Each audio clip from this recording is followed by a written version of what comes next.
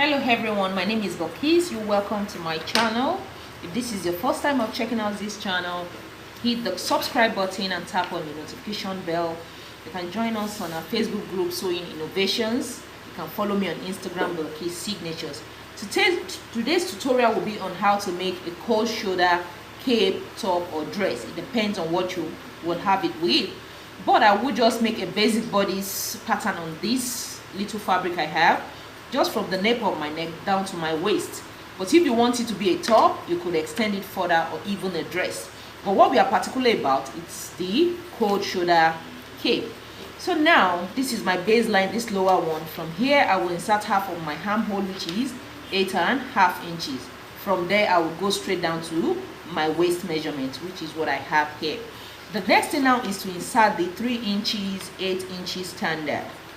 By now we are familiar with that, but because of those that are still beginners, so we'll just go over it again. 3 inches 8 inches standard. From here I'll just come down by 1 inch. That's what I have, my ruler, and then make a straight line. I haven't done that.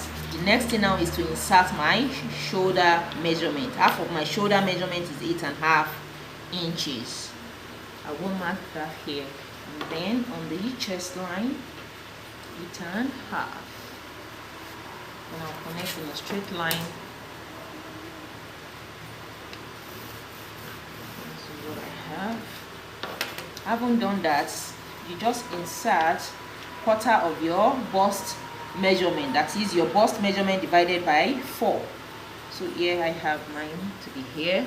Then you had your hemming allowance, so that is 1 inch. For my waist I will just use the same measurement here, just for a straight line. The next thing now is to go to the armhole area. So what I'll do now is this: get the midpoint of this is 7.5. Half of that is 3 3/4 inches, which is here. Then go in by 3 3/4 inch, which is here. So take my armhole curve and connect here. The next thing is to connect from here to here.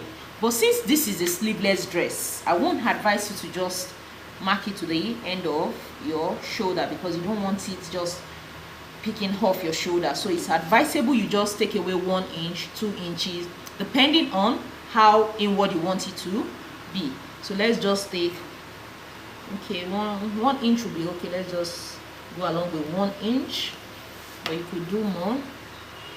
And I will have to turn my armhole this way. Let me show you. Normally it would have been this way, but now I will just do it this way. So this is what I have. Before I will add my shoulder allowance, I will have to deal with the neck. It depends on which type of neck line you want. Maybe a round neck, v-neck, but I'll just do a v-neck for this tutorial. Then the width of my neckline, I want it to be 4 inches. So this is 3 inches. The remaining one will be along the slope, which is here. Can you see that? Then the depth, I can just make it 6 inches. Let me make it 6 inches, which is here. I'll take my armhole curve this way.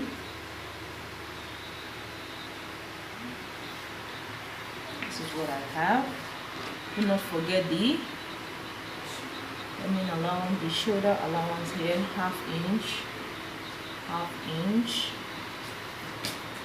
I have to join. Now I can cut out. You can decide to change your mind if you want a different neckline for the back or for the front. That totally depends on you, but I'll use the same neckline for both the front and the back.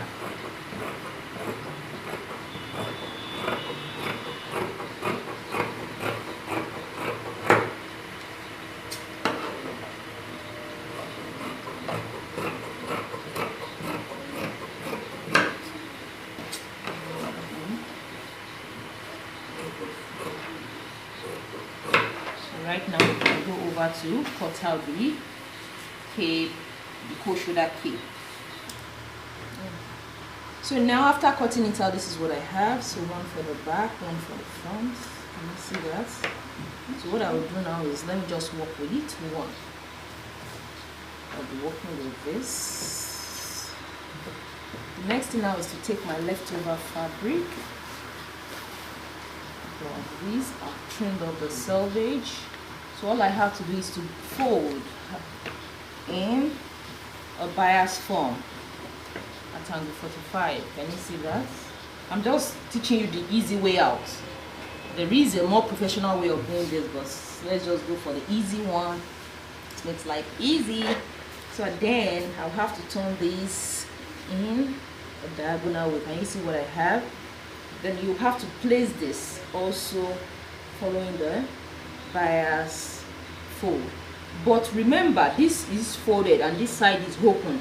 So this folded part, the armhole will be towards this folded part.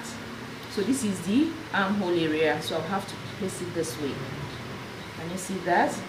So after folding this way, also in bias form. Then now for the neck region, just make sure this matches here. So you have to move it. Just move it slowly. So I have it here. And then you should have like 1 inch here, 1 or 1/4 here, excess. Because by the time you have to put your hands, because this particular one will be over your hand, so you still need some allowances around this area to accommodate your bicep. So after folding it, make sure it's at the edge, then trace it with your chalk. Just gently.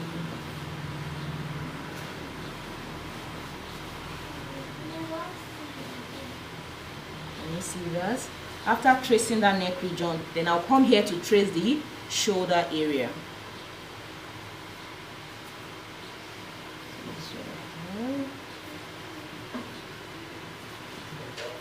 Can you see that? So now the shoulder has been formed. So what I'll do now is this. Make sure this is here. I will now have to move this part here. Can you see that? Because for the coat shoulder, the opening, I want it to be the size of my armhole. It usually works and is always nice because you have the coat shoulder around this area on your hand. So after folding it this way, can you see that? Then remember this shoulder is still in place, and I'll start tracing it. Then when you get to this area goes in more, but I'll just like 1/4 inch outside because I don't want it to be deformed. I still want to maintain that circular shape. Can you see that? Let me just bring the camera closer. Can you see? So I came out here. I follow this armhole region. This goes inward, so I just came out 1/4 of an inch, and then here I'll just raise this a little, and then just come down by 1/4 inch. Can you see that? So I haven't done that. I can remove this. Then let me just show you in case. So from this neck region, you can decide to just do it this way, or even come down a little more before curving it. That totally depends on you. After doing that, then the length of the cape, the coat shoulder cape, just place it here. For instance, if I want 15, so 15 should be around here. If you want 16, so it totally depends on you. So this is 15 inches. Can you see that? So from this neck region now, I'll just make like 2 curves, so you can decide to choose which one you want. Can you see this? This is one. So you can decide to have it like this. This is from the neck region. You can decide to come down even lower. From this same point, you can decide to increase the curve. Can you see that? So it totally depends on what you want. But what we are more particular about is the coat shoulder, and then to have some space for the bicep. So you can choose either this, or even you can even make the curve somewhere around this place. It totally depends on you. So I'll have to cut this out. So which one should I use? Maybe I should use this.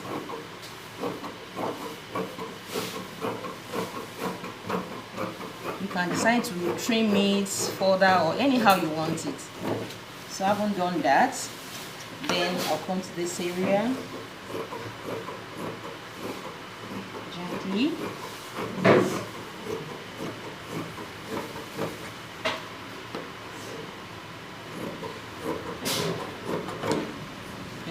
region. And you see that was pretty easy.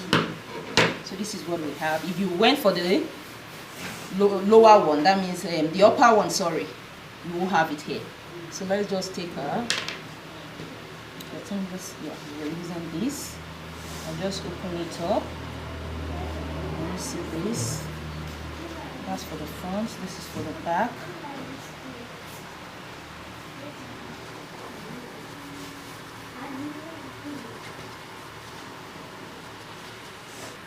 Now I have both front and back on fold. So this is it. It starts to match the neck.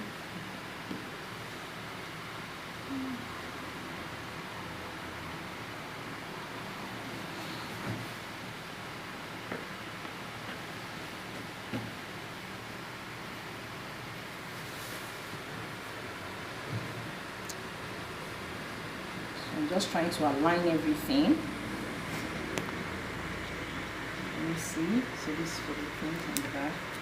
So this is what I have. Can you see that? So this is the cold shoulder and this is the cape. So you still want to have some spaces around here. So I'll just pin down the 1 inch side seam allowance here. Okay, this is it. So after sewing it on the wrong side, so this is what I'll have. Let me just pin it to show you.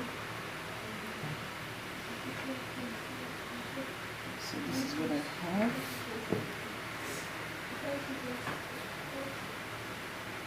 So looking at this, can you see the neckline? Can you see that was pretty easy? So here I still have some allowances for my bicep. Can you see? Because this will be on your hand, but this will be closed up. So you just finish it.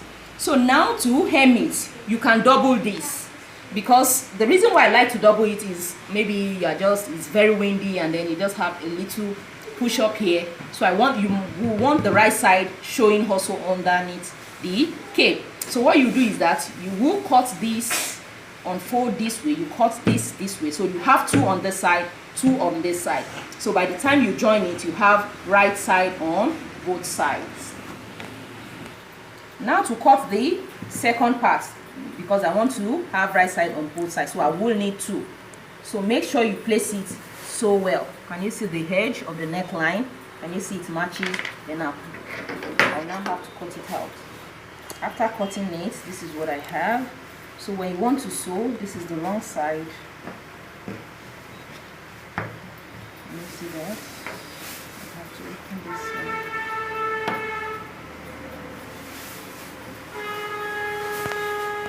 So now can you see? So for you to, you have to cut 2 of these also for the other side, but this is just one side we are talking about. Then you take to your sewing machine. All you have to do now is to sew 1/4 inch all through here. This is the armhole, the cold shoulder area. This is the armhole. So after doing this, then you take to the sewing machine again and then sew this edge 1/4 inch or 1/2 inch. But here 1/4 inch is okay. After doing that, then I can bring it out from one side here. Now I've sewn this. Can you see this and this? Then I notched. Can you see that? So all I'll do now is to go to this side and just bring it out.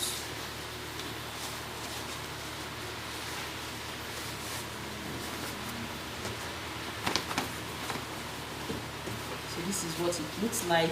I'll just give it a good press and then show you how it looks. Now after giving it a good press, this is what it looks like. Can you see it's coming out beautiful? So let me just place it on this for you to see how it looks. So this is the neck region. Can you see that? So looking at it, can you see it's so nice, and this is still some spaces for your arm. So if my tutorial has been helpful, just give me a thumbs up, tell your friends about it, subscribe, bye.